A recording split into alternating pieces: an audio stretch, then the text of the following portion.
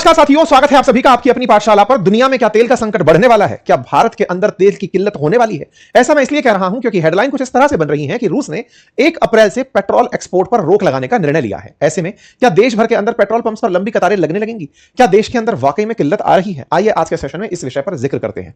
ऐसा इसलिए क्योंकि जब से पश्चिम एशिया के अंदर इजराइल, ईरान, अमेरिका इन सब का युद्ध होना शुरू हुआ है, ओवरऑल स्ट्रेट ऑफ हॉर्मुज जो भारत की ऊर्जा आवश्यकता का लगभग 50% के आसपास सप्लाई करता था, उसका बाधित होना दिख रहा है और उसके बाधित होने से देश की ऊर्जा आवश्यकताओं के ऊपर किल्लत आती दिख रही थी।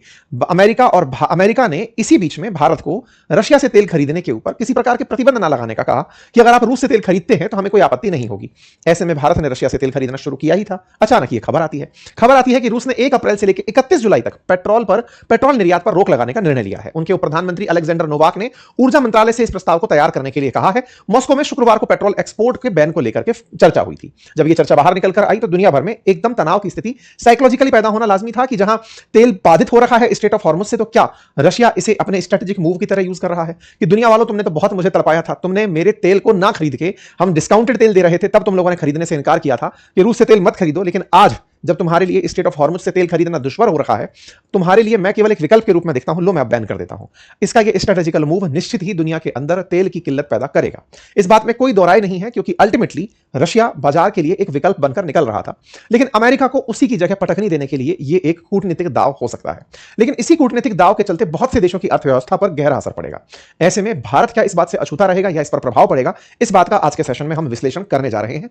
चर्चा है क्योंकि अल्टीमेटली इन पूरे युद्ध के चलते फर्टिलाइजर सप्लाई हो, एलपीजी सप्लाई हो, एलएनजी सप्लाई हो, क्रूड ऑयल सप्लाई हो, ये सब कहीं ना कहीं किसी ना किसी प्रकार से स्ट्रेट ऑफ हॉर्मुज के चोक हो जाने से बाधित तो हो रही हैं। आपको जानकारी होनी चाहिए, ये पिछले साल 2025 का डेटा है कि भारत अपनी आवश्यकता का लगभग 26% से अधिक रशिया से आपूर्ति कर रहा था, लेकिन बाद में अमेरिका के द्वारा दिए गए तमाम प्रतिबंधों के चलते यह निकल कर आया कि भारत ने रूस से तेल खरीदने पर स्टे लगाने का सोच लिया है। हालांकि अमेरिका से हमारी ट्रेड डील मार्च के मध्य तक होने वाली थी, हालांकि वो ट्रेड डील भी अब आगे पोस्टपोन हो गई है, मतलब उसके ऊपर अमेरिका की कोर्ट के ही द्वारा स्टे लगा हुआ है। ऐसे में बड़ा सवाल यह है कि रूस से तेल बीच में अमेरिकी प्रभाव से हमने बंद किया था, अब सुर्खी निकल कर आती है कि हमने 1 अप्रैल से रूस किसी भी देश को अपना पेट्रोल नहीं बेचेगा। यह खबर जितनी बड़ी खबर बनती है उतनी ही बड़ी खबर भारत के लिए एक चुनौती बनकर आती है। लेकिन इसी बीच में सवाल विपक्ष के द्वारा सत्ता पक्ष से उठा लिए जाते हैं। सवाल पूछे जाते हैं कि अब भारत क्या करेगा? पहले अमेरिका के प्रभाव में रूस से तेल खरीदा नहीं और अब रूस अपनी तरफ से तेल बेचने से मना कर रहा है, पेट्रोल बेचने से मना कर रहा है। कांग्रेस की तरफ से पवन खेड़ा जी का ट्वीट आया जिसमें उन्होंने लिखा कि हमें तो अपनों ने लूटा, गैरों में कहां दम था, जहां हमारी कश्ती वहां डूबी जहां तेल कम था। एक तरफ भारत के पास सिर्फ 5 दिन का रणनीतिक तेल भंडार है और दूसरी तरफ रूस भी तेल बेचना बंद करने की दहलीज पर है। शायद यह भी मोदी जी का नया मास्टर स्ट्रोक होगा। इन्होंने अपनी बात को कहते हुए 2 न्यूज कटिंग्स का सहारा लिया। एक न्यूज कटिंग थी बीबीसी की जिसमें कि लिखा हुआ था भारत के पास सिर्फ 5 दिन का रणनीतिक तेल भंडार। कैग ने पहले ही दी थी चेतावनी, यह 28 मार्च की कटिंग थी। तो ऐसे में जब आपको यह सुर्खी सुनने को मिले कि रूस का तेल आना बंद हो रहा है, बीबीसी जैसा अखबार यह लिख रहा है, अब न्यूज चैनल यह लिख रहा है कि 5 दिन का रणनीतिक भंडार बचा है, एक खबर यह निकलकर आती है कि 1 अप्रैल से रूस किसी भी देश को पेट्रोल नहीं बेचेगा, तो यह पूरी तरह से एक ऐसी स्थिति उत्पन्न होती है अपोजिशन की तरफ से जो बात बाहर लाई जाती है, जिससे निश्चित ही देश के अंदर एक अस्थिरता का माहौल बन सकता है। पैनिक क्रिएट हो सकता है कि जब बीबीसी बोल रहा है और बीबीसी की बात को अपोजिशन की तरफ से टैग किया जा रहा है तो शायद सरकार कहीं हमसे कुछ छुपा तो नहीं रही है, क्योंकि 5 दिन का तेल बचा है और सरकार अपनी तरफ से कुछ बोल ही नहीं रही है और रहा सहा कसर अब रूस ने भी पैदा कर दिया। तो सबसे बड़ा जो साइकोलॉजिकल इंपैक्ट आता है वो ये कि चलो अब हम इसको स्टॉक ही कर लेते हैं, कहीं ऐसा ना हो कि पता चले बाद में हमारे पास तेल बचा ही नहीं और सरकार एकदम लॉकडाउन लगाने की घोषणा कर दे। पहले भी कोरोना जैसी बातें कर दी है ना। तो ये दिमाग में कुछ ऐसे सवाल निकलने आने शुरू होते हैं। चलिए एक एक करके इन सारी खबरों का विश्लेषण भी करते हैं, साथ में सरकार का क्या कहना है उसको भी हम थोड़ा सा समझने का प्रयास करते हैं, क्योंकि सरकार ने भी इस पर आंसर दिया है। तो देखिए खबर को थोड़ा डिकोड करते हैं। सबसे पहला, रूस रोजाना 1.2 से 1.7 लाख बैरल पेट्रोल निर्यात करता था। वो निर्यात उसे चीन, तुर्की, ब्राजील, अफ्रीका और सिंगापुर जैसे देशों को करना होता था। पहला तथ्य क्या है उसी को यहीं से समझते हैं। खबर में जो लिखा गया है वो पेट्रोल बेचना है। मेरे प्यारे साथियों, भारत क्रूड ऑयल परचेज करता है। क्रूड ऑयल को रिफाइन किया जाता है भारत की रिफाइनरियों में। भारत की रिफाइनरी में जब रिफाइन होता है क्रूड ऑयल, उससे पेट्रोल बाई प्रोडक्ट के रूप में निकल कर आता है। आसान भाषा में ऐसे समझें कि रूस के पास में दूध का उत्पादन होता है, वो दूध भारत को एक्सपोर्ट करता है, लेकिन उसने अब डिसाइड किया है कि वो मक्खन नहीं बेचेगा, लेकिन दूध बेचने पर इनकार नहीं है। यानी कि क्रूड एक दूध है, मक्खन दूध का बाई प्रोडक्ट है। मक्खन बेचना रोक रहा है क्योंकि अपनी खुद की घरेलू जरूरतों को पूरा करना है। मक्खन की सप्लाई रुकने से क्या दूध की सप्लाई रुकी? आंसर है नहीं। बिल्कुल वैसे ही अभी अगर हम बात करें तो क्या क्रूड की सप्लाई पर इसने रोक लगाई है? नहीं लगाई। तो क्या क्रूड यानी कि जो दूध है वो अगर हमारे देश में आएगा तो हम उससे पेट्रोल बना पाएंगे? बिल्कुल बना पाएंगे। आप जब क्रूड ऑयल परचेज करते हैं तो वो अलग अलग स्केल पर रिफाइन होता है, उसी क्रूड ऑयल से पेट्रोल बनता है, डीजल बनता है, जेट फ्यूल बनता है, जहाज का तेल बनता है, एलपीजी बनता है, चारकोल बनता है। ये सारी चीजें क्रूड ऑयल के रिफाइन होने से बनती हैं। भारत के अंदर जो भारतीय रिफाइनरी है वो क्रूड ऑयल इंपोर्ट करके ही पेट्रोल और डीजल बनाती हैं। हमारे देश के पास रिफाइनिंग क्षमता दुनिया में टॉप लेवल की है, यानी कि विश्व के अंदर शायद टॉप 5 कंट्रीज में भारत का नाम शुमार होता है जिसके पास इतनी उच्च स्तर की रिफाइनिंग क्षमता है। ठीक है साहब। तो पहली बात जो पेट्रोल की है, पेट्रोल के लिए ये रूस भी जो एक्सपोर्ट कर रहा है वो lakh 1.5 lakh barrel petrol export करता है, क्रूड भर भर के करता है। भारत रूस के तेल को परचेज करने वालों में तीसरे नंबर पर आता है, क्रूड के परचेज करने वालों में। भारत अपनी कुल ऊर्जा आवश्यकता 20% रूस से क्रूड के रूप में इंपोर्ट करता है। करीब 56 लाख बैरल कच्चा तेल भारत के अंदर रोजाना रिफाइन होता है। लगभग 56 लाख बैरल कच्चा तेल रिफाइन होता है। यही भारत की डोमेस्टिक रिक्वायरमेंट भी है। भारत 50 से लेकर 56 लाख बैरल तेल ही कंज्यूम करता है। ध्यान देने वाली बात यह है कि यह कच्चा तेल है, कच्चे तेल से फिर रिफाइन ऑयल बनकर आता है। इसके लिए रिफाइनिंग की प्रक्रिया इस प्रकार से होती है। एक बैरल के अंदर 159 लीटर क्रूड ऑयल निकलता है। एक बैरल का मतलब 159 क्रूड ऑयल होता है, लीटर क्रूड ऑयल होता है। उसमें 43% पेट्रोल होता है। जब उसको रिफाइन किया जाता है तो 23% डीजल। यहां जो 12% अदर लिखा हुआ है यह है 5% एलपीजी, यानी कि एक बैरल के अंदर लगभग 8 लीटर एलपीजी निकलकर बाहर आती है। 12 मतलब 8 लीटर के आसपास, 8 किलो के आसपास तो लीजिए। Petroleum Coke 5%, jet fuel 9%, heavy marine fuel 4%। इस प्रकार से जो एक बैरल क्रूड ऑयल है वो रिफाइन होकर यूं प्रोड्यूस होता है। तो हमें क्या नहीं मिल रहा है? पेट्रोल। क्या पेट्रोल पहले भी लेता था भारत? नहीं, रूस से हम लोग क्रूड परचेज करते थे। ठीक है। भारत सरकार के द्वारा पहले भी कहा गया था कि हमारे पास सफिशिएंट, सेल्फ सफिशिएंट है पेट्रोल और डीजल की प्रोडक्शन कैपेसिटी और भारत उसको बढ़िया से प्रोड्यूस कर रहा है। वर्ल्ड के अंदर अगर रिफाइनिंग क्षमताओं की बात की जाए तो भारत के पास 14 लाख लीटर क्रूड ऑयल मतलब बैरल क्रूड ऑयल रिफाइन करने की क्षमता है। ठीक है, नंबर 1। तो इसका मतलब सवाल निकलकर यह आया कि क्या भारत को क्रूड ऑयल परचेज करने से रूस रोक रहा है? आंसर है नहीं। इसने भी जो वेवर दिया था इंडियन रिफाइनरीज को वो रशियन ऑयल परचेज करने के लिए ही दिया था। अमेरिका से मिला वेवर हो या फिर इस युद्ध के काल में रशिया के द्वारा तेल बेचना हो, रशिया ने दुनिया को इस समय तेल बेचकर 760 मिलियन डॉलर कमाया है। इस युद्ध के दौरान रूस ने तेल बेचकर अतिरिक्त धन लाभ कमाया है। ऐसा कैसे कमा लिया? असल में रूस पहले दुनिया भर को जो तेल बेचता था वो अपनी तरफ से डिस्काउंट पर बेचता था, यानी कि दुनिया में अगर $60 प्रति बैरल चल रहा है तो $10 प्रति बैरल तक मुनाफा दे दिया, 12 बैरल प्रति बैरल तक छूट दे दी। लेकिन अब वही उस क्रूड ऑयल को अपने द्वारा प्रीमियम पर बेच रहा है। रिलायंस ने हाल ही में 6 million barrel Russian oil purchase किया है, यह सुर्खी है। और रशिया के द्वारा इस दौरान दुनिया को किसी भी प्रकार का डिस्काउंट नहीं दिया जा रहा है, उल्टा $4 से $5 प्रति बैरल ब्रेंट ऑयल के ऊपर वसूला जा रहा है, जहां पहले $13 पर बैरल के हिसाब से डिस्काउंट दिया जाता था। इसका मतलब दुनिया में ब्रेंट के भाव से भी ऊपर पैसा वसूल करके तेल बेचा जा रहा है। यही कारण है कि इस महीने भर चले युद्ध के अंदर रूस ने लगभग $760 मिलियन कमा कर रख लिया है। यह कमाई असल में अचानक हुए भाव में वृद्धि प्लस दुनिया के अंदर जो अभी मार्केट के अंदर अनुपलब्धता है उसके चलते देखने को मिली है। ठीक है साहब। कुल मिलाकर के भारत क्रूड ऑयल परचेज करेगा, ज्यादा भाव पर परचेज कर रहा है लेकिन मिल रहा है। जब भारत में क्रूड ऑयल ज्यादा भाव पर परचेज किया जा रहा है तो ऐसे में क्या भारत को तेल महंगा पड़ने पर भारत की जनता को महंगा पड़ेगा या नहीं पड़ेगा? तो जवाब है कि जब क्रूड महंगा खरीदते हो, रिफाइन होने के बाद जनता तक महंगा पहुंचता है। देश ने $60 प्रति बैरल के हिसाब से तेल खरीदते हुए ऑयल कंपनीज को देखा है। आज वही तेल $100 प्रति बैरल से ऊपर चला गया है। $60 से 100 बैरल तक का जो भाव गया है, $100 प्रति बैरल तक का जो भाव गया है, इसमें बढ़ी हुई भाव वृद्धि ने पॉकेट पर भाव बढ़ाना शुरू करना ही था कि भारत सरकार ने एक्साइज ड्यूटी के अंदर कमी कर दी। अर्थात पेट्रोल डीजल से बेचकर जो सरकार खुद लाभ कमाती थी, एक्साइज यानी उत्पादन ड्यूटी के नाम पर, सरकार ने उसमें ₹10 प्रति लीटर के हिसाब से कटौती कर दी। मतलब तेल तो टेक्निकली आप तक महंगा होना था लेकिन सरकार ने अपना कर कम कर लिया, टैक्स कम कर लिया, जिससे आम जन की जेब तक तेल के वही भाव रहे जो वो अब तक पे करते आ रहे थे। इसका मतलब यह हुआ कि दुनिया में बढ़ी तेल की कीमतों का असर भारतीय उपभोक्ताओं तक अभी नहीं पहुंचा है।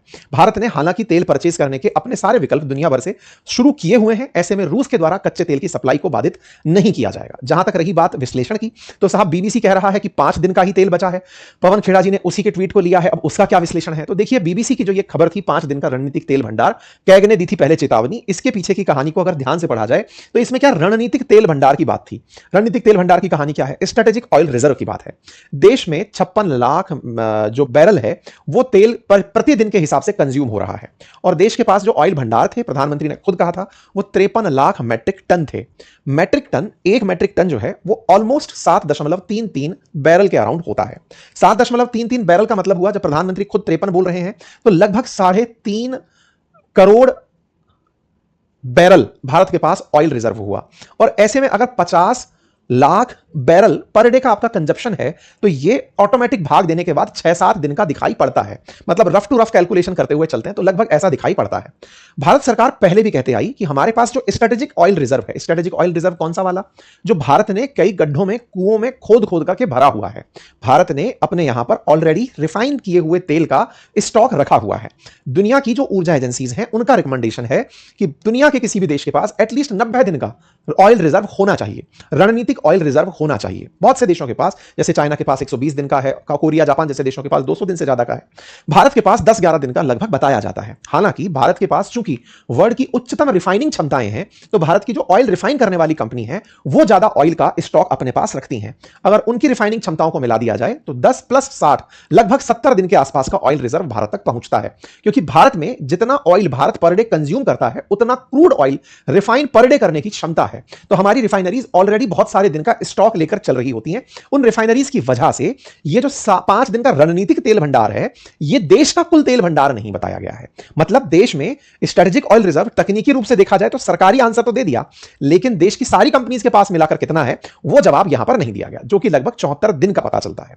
देश के अंदर कुल मिलाकर के ये जो बात निकलकर रिपोर्ट के हिसाब से, जिसको कैग की रिपोर्ट नाम दिया गया है, उसमें जानकारी जब दी थी 2025 में ऑडिट के अनुसार देश के अंदर जो रिफाइनिंग क्षमताएं हैं उनको बढ़ाने की रिकमेंडेशन दी गई थी। उसी को यहां पर उठाया गया था। 5.33 million metric ton capacity of storage which can provide 7.88 day import cover, ये 2024 का था, जहां पर 19 दिन का इंपोर्ट कवर फेज 1 में होना था। देश के पास 7.88 दिन का इंपोर्ट कवर था। चूंकि हमारा यहां पर लगातार खत्म होता चला जा रहा है, इसीलिए 4.56 दिन की बात इन्होंने लिखते हुए 5 दिन का जवाब लिख दिया था। लेकिन यह हल्का सा मिसलीडिंग प्रतीत हुआ। क्यों प्रतीत हुआ? जब देश के अंदर ऑलरेडी ऐसी सिचुएशन है, वर्ल्ड वाइड ऐसी सिचुएशन बनी हुई है, तो जिम्मेदारिता का परिचय देते हुए करना यह था कि रणनीतिक तेल भंडार इतने दिन का, लेकिन भारत के पास कुल रिजर्व 74 डेज का। इससे स्थिति यह बनती कि शायद देश के अंदर पैनिक क्रिएट ना होता, या फिर इस तरह की खबर हेडलाइन बनाकर अपोजिशन ना डालता। यही बात है कि इसके ऊपर लोगों के द्वारा प्रतिक्रियाएं दिया जाना शुरू हुआ, और परिणाम यह निकलकर आया कि देश के अंदर सरकार को आना पड़ा कहने के लिए कि पर्याप्त तेल के भंडार हमारे पास उपलब्ध हैं। ये जो हमारे पास 5.33 मिलियन मेट्रिक टन जो है, वो आंध्र प्रदेश और कर्नाटक के अंदर अलग अलग जगह पर हमने सुरक्षित रखा हुआ है। विशाखापट्टनम, मैंगलोर और पादुर के अंदर हमारी ये स्ट्रेटेजिक ऑयल रिजर्व भंडार है, और भारत आने वाले समय में चांदीखोल और पादुर के अंदर और ज्यादा ऑयल रिजर्व करने की क्षमता विकसित करेगा। लेकिन भारत के पास चूंकि अपनी ऑयल कंपनीज भी हैं और उन ऑयल कंपनीज के पास 64.5 दिन का तेल है, इसीलिए भारत आराम से अभी 60 दिन से अधिक की व्यवस्था करके चल रहा है। यही कारण है कि फिर इसके ऊपर धीरे धीरे तमाम प्रकार की जानकारियां दिया जाना शुरू हुआ। बीबीसी की रिपोर्ट को ध्यान में रखते हुए प्रतिक्रियाएं आना शुरू हुई कि ये गलत बातें फैला रहे हैं, और इनकी गलत बातें मिसलीडिंग प्रतीत होती हैं। पीआईबी ने फैक्ट चेक करते हुए लिखा कि भारत की कुल भंडार क्षमता 74 दिन की है और अभी लगभग 60 दिनों का स्टॉक उपलब्ध है। तो पीआईबी जिस चीज का फैक्ट चेक कर रही है, वो बात भी अगर ध्यान से देखी जाए तो हल्का सा उसके अंदर फेर है। यहां पर शब्द रणनीतिक तेल भंडार का है और यहां पर कुल तेल भंडार का अंतर है। दोनों में अंतर समझिए। ये ऐसे है कि मेरे पास, मेरी पॉकेट में 500 रुपए हैं, ये मेरी इंडिविजुअल क्षमता है, लेकिन मैं जिस परिवार का हिस्सा हूं, हो सकता है कि उस परिवार में 2000 रुपए कुल हो। तो अगर देखा जाए कि इस घर की स्थिति बताओ, तो बोले घर में 2500 रुपए हैं, लेकिन अंकित की स्थिति जो है वो 500 रुपए की है। हालांकि इस पूरे कंडीशन में अल्टीमेटली घर की ही बात हो रही है, देश की ही बात हो रही है, और देश की बात में चर्चा इसलिए बड़ी बन रही है क्योंकि सरकार को डर इस बात का है कि गलतफहमी अगर फैल जाए तो वो बहुत ज्यादा भ्रामक हो सकती है, और जब वो भ्रामक होगी तो देश के अंदर पैनिक क्रिएट हो सकता है। इसीलिए जानकारी निकल कर आई 27 मार्च को कि देश के पास 60 दिन का प्रॉपर ऑयल रिजर्व है और 1 महीने का एलपीजी भंडार हमारे पास है। सरकार ने अपनी तरफ से कहा कि हमारे पास में पेट्रोल, डीजल, एलपीजी की कोई कमी नहीं है, सभी पेट्रोल पंप खुले हैं, रिफाइनरी 100% कैपेसिटी पर चल रही है। 6 दिन का स्टॉक वाली जो खबर है वो अफवाह है। 74 दिन की स्टोरेज क्षमता है और 60 दिन का स्टॉक अभी भी है। एलपीजी का उत्पादन 40% बढ़ा है। जैसे मैंने आपसे पहले भी कहा था कि देश की रिफाइनरी क्रूड ऑयल को रिफाइन करके एलपीजी प्रोड्यूस करती हैं। रोज 50 लाख सिलेंडर की डिलीवरी हो रही है। पीएनजी को बढ़ावा देने की योजना लंबी योजना के रूप में शुरू की गई है। सोशल मीडिया पर फर्जी खबरें फैल रही हैं, अफवाह फैलाने वालों पर कार्रवाई होगी। बाकायदा सरकार के द्वारा आज ही के दिन इसके ऊपर एक डिटेल जानकारी दी गई और कहा कि हमारे पास पेट्रोल और डीजल के पर्याप्त भंडार उपलब्ध हैं। सप्लाई ऑफ यूरिया प्लांट जो है वो 70 से 75% लास्ट 6 महीने से बनी हुई है। तमाम चीजें सरकार के द्वारा डिटेल में आज दे दी गई। उम्मीद है कि आप लोगों को यह जानकारी पता चली हो। यह क्या है? यह है बीबीसी के द्वारा उस ट्वीट को डिलीट कर दिया गया है, और उस ट्वीट के साथ उन्होंने अपनी वेबसाइट पर इसे परिवर्तित करके इस तरह लिख दिया है कि भारत के पास इतने दिनों का रणनीतिक तेल भंडार, सरकार ने कहा हालात काबू में। कुल मिलाकर के यह जानकारी बाद में कवर कर दी गई। तो अब चर्चा करते हैं कि क्या भारत को चिंता करने की जरूरत है रूस के द्वारा पेट्रोल बंद करने पर? नहीं, तेल हमारे पास क्रूड के रूप में आ रहा था, क्रूड थोड़ा महंगा खरीद रहे हैं। ऐसे में सरकार का जो खुद का राजस्व है वो थोड़ा कम होता दिख रहा है। उसमें सरकार के द्वारा 10 रुपए प्रति लीटर पेट्रोल और डीजल पर एक्साइज ड्यूटी कम करके, यानी कि खुद का कट कम करके जनता तक सही समय सही दाम पर कीमतें पहुंचाने का प्रयास किया जा रहा है। उम्मीद है कि आप सभी साथियों को यह जानकारी समझ आई हो। किसी भी प्रकार की अफवाह से बचें। वैश्विक अशांति के दौर में सबसे बड़ी अशांति मानसिक है। ऐसे में सरकार पूरे देश के लिए प्रतिबद्ध होकर के काम कर रही है, तो आप और हम भी देश के प्रति जिम्मेदारी निभाते हुए अफवाहों से बचें, देश को दिशा देते हुए चलें। कुल मिलाकर इतना ही। अपना ख्याल रखें। बाकी अगर आप चाहते हैं तो हमें ट्विटर पर फॉलो कर सकते हैं। ट्विटर पर अंकित कुमार अवस्थी, मैंने एक लिंक कमेंट बॉक्स में पिन किया हुआ है, जहां पर बीच में जब कभी कभी हम एब्सेंट भी होते हैं तो वहां पर अपडेट खबरों के लगातार आ रहे होते हैं, तो आप हमें वहां पर फॉलो कर सकते हैं। लिंक मैंने उसका कमेंट बॉक्स में पिन कर दिया है। बहुत बहुत धन्यवाद।